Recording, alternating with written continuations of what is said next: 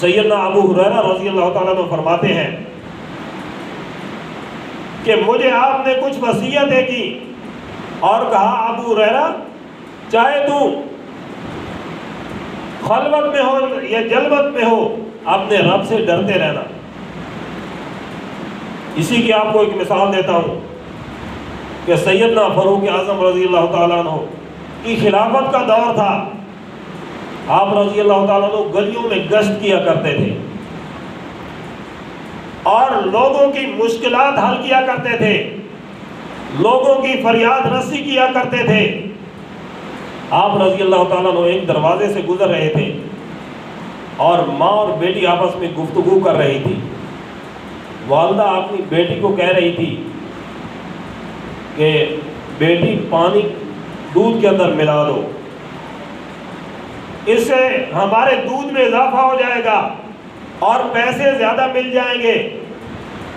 بیٹی نے آگے سے جواب دیا، اماں جان سیدنا عمر فاروق نے پانی دودھ کے اندر ملانے سے منع کر رکھا ہے، اس لیے میں پانی دودھ کے اندر نہیں ملاؤں گی۔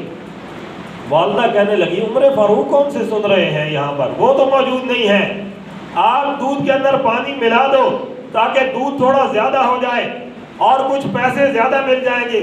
لیکن بیٹی نے کہا عمر فاروق نے دودھ کے اندر پانی ملانے سے منع کر رکھا ہے، اس وجہ سے میں پانی دودھ کے اندر کبھی نہیں ملاؤں گی۔ سیدنا فاروق اعظم رضی اللہ تعالیٰ عنہ نے اس کے گھر کے اوپر نشان لگا دیا اور آگے چل پڑے۔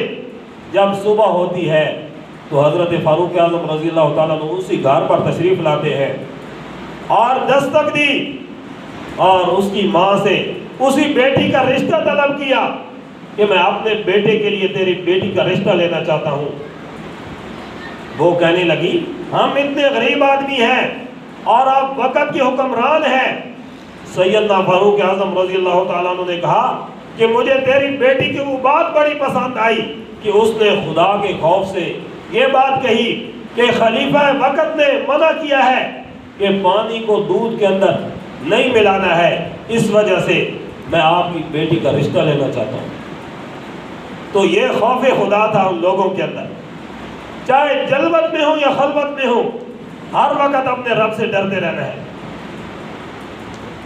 اور ابو ہریرہ کو آپ نے دوسری وصیت کی کہ ابو ہریرہ چاہے تو غصے کی حالت میں ہو یا تیرا مزاج معتدل ہو، عدل و انصاف کو قائم رکھنا ہے۔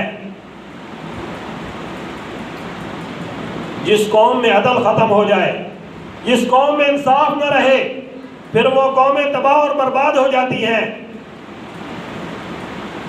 عدل و انصاف نہیں ہے تو کبھی بھی وہ معاشرہ جو ہے ترقی نہیں کر سکتا۔ جس قوم کے اندر عدل و انصاف نہیں رہتا، پھر اس قوم پر رب کی رحمتیں نازل نہیں ہوتی بلکہ رب کا عذاب نازل ہوتا ہے۔ عرب کی ایک عورت فاطمہ نے چوری کی اور آپ کی خدمت میں مقدمہ لایا گیا۔ اگر کوئی آدمی برائی کر لیتا تو وہ رب العالمین سے توبہ کر لیتا تو وہ بچ جاتا، لیکن جب مقدمہ آپ کی خدمت میں آ جاتا اس وقت آپ شریعت کے مطابق فیصلہ کیا کرتے تھے، اس وقت کوئی رعایت نہیں ہوتی تھی۔ عرب کی وہ عورت، اس کی چوری پکڑی گئی اور آپ کی خدمت میں لایا گیا۔ آپ نے فرمایا اس کا ہاتھ کاٹ دو، تو کچھ لوگوں نے سفارش کر دی کہ اللہ کے نبی یہ قریش کی عورت ہے، اگر اس عورت کا ہاتھ کٹ گیا تو ہماری بدنامی ہوگی۔ آپ نے فرمایا آپ جلال کے اندر آ گئے، آپ غصے کے اندر آ گئے۔ آپ نے فرمایا تم اس قریش کی عورت فاطمہ کی میرے سامنے سفارش کرتے ہو، مجھے رب کعبہ کی قسم ہے اگر میری بیٹی فاطمہ بھی چوری کرتی، وہ اس کی چوری بھی ثابت ہو جاتی، میں اس کا ہاتھ بھی کاٹ دیتا۔ جب معاشرے کے اندر عدل و انصاف ہوتا ہے نا تو پھر رب کی رحمتیں نازل ہوتی ہیں۔ سیدنا عمر فاروق رضی اللہ تعالیٰ عنہ کو دور تھا، آپ کے دور کے اندر زلزلہ آ گیا تو اس مرد کلندر نے اپنا پاؤں زمین پر مارا اور کہا ٹھہر جاؤ، میں نے تیرے اوپر عدل و انصاف نہیں کیا ہے، تاریخ گواہ ہے، زمین وہیں پر ٹھہر گئی۔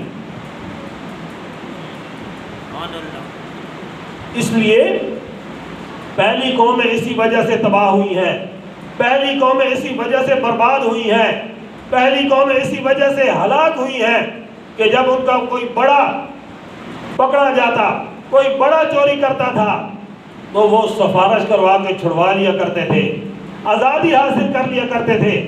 اور اگر کسی غریب گھر کا فرد کوئی چوری کرتا، کوئی جرم کر لیتا تو اس کو سزا ملتی۔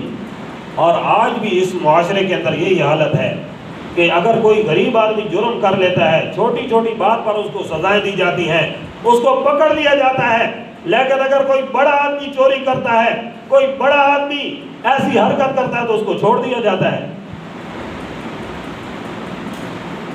آپ نے فرمایا کہ ہر حالت میں عدل و انصاف قائم رکھنا ہے،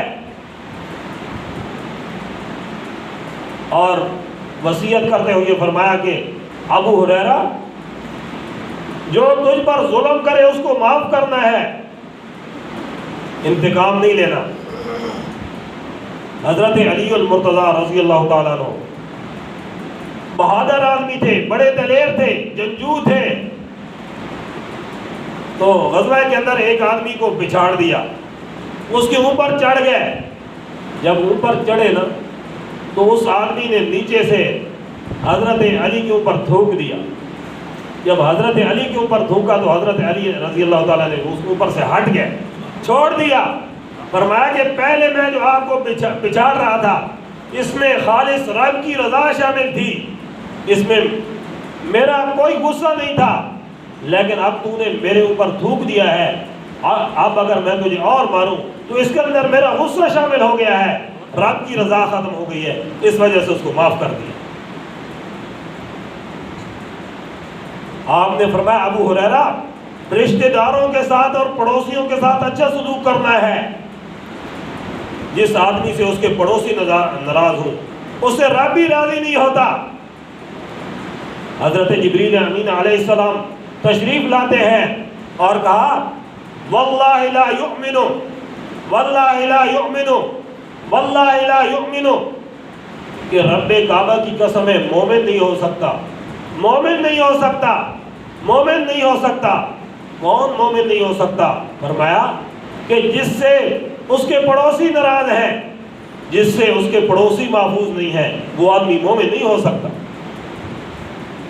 آپ نے فرمایا المسلم من سلم المسلمون من لسانہ و یدہ، کہ کامل مسلمان وہ ہے کہ اس کے ہاتھ سے دوسرے مسلمان محفوظ رہے، ان کا خون بھی محفوظ رہے، ان کا مال بھی محفوظ رہے اور ان کی جانیں بھی محفوظ رہے۔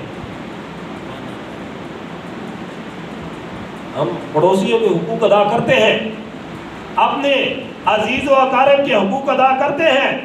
آپ نے فرمایا کہ جب جبریل امین میرے پاس یہ وحی لے کر آئے اور مجھے اپنے پڑوسیوں کی اتنی تاکید فرمائی کہ مجھے خوف ہو گیا کہ کہیں پڑوسی کو وراثت کے اندر، کہیں پڑوسی کا وراثت کے اندر حق شامل نہ ہو جائے، کہیں پڑوسی کا وراثت کے اندر حصہ نہ مقرر کر دیا جائے۔ آج ہم پڑوسیوں کے ساتھ کتنا سلوک کرتے ہیں۔ ہماری بہنیں جو ہماری بغیر کسی لالچ کے خدمت کرتی ہیں اور ہر مشکل پر ہمارے کام آتی ہیں، اگر وہ پیاری بہنیں ہم سے حصہ مانگ لیں، وہ ہم سے زمین کا مطالبہ کر دیں کہ ہمیں حصہ چاہیے، تو ہم اپنی بہنوں کے ساتھ بائیکاٹ کر دیتے ہیں، ان کے ساتھ بول چال بند کر دیتے ہیں، قطع تعلقی کر دیتے ہیں کہ جاؤ زمین سے حصہ لے جاؤ، لیکن آئندہ میرا اور تمہارا کوئی تعلق نہیں ہے۔ یہی عدل و انصاف ہے۔ جس طرح بیٹے کا حصہ میرے نبی نے مقرر کیا، اسی طرح بہن کا حصہ بھی میرے نبی نے مقرر کیا۔ یہ تو وہی جاہلیت والی باتیں ہیں، جیسے پہلے دور کے اندر عورتوں کو زندہ درگور کر دیا جاتا تھا، عورتوں کے ساتھ کوئی سلوک نہیں کیا جاتا تھا، عورتوں کو مارا اور پیٹا جاتا تھا۔ جب عورتوں کے ایام کے دن ہوتے تھے تو عورتوں کو درختوں کے ساتھ باندھ دیا جاتا تھا اور ان پر ظلم اور تشدد کیا جاتا تھا، تو عورتوں کو جو ہے زمین کا مطالبہ کرنے کی وجہ سے، اپنا حصہ مانگنے کی وجہ سے، اپنا حق مانگنے کی وجہ سے اس کو اپنے گھر سے نکال دینا اور اس کے ساتھ قطع تعلقی کر دینا، اس سے بڑی اور ناانصافی کیا ہو سکتی ہے؟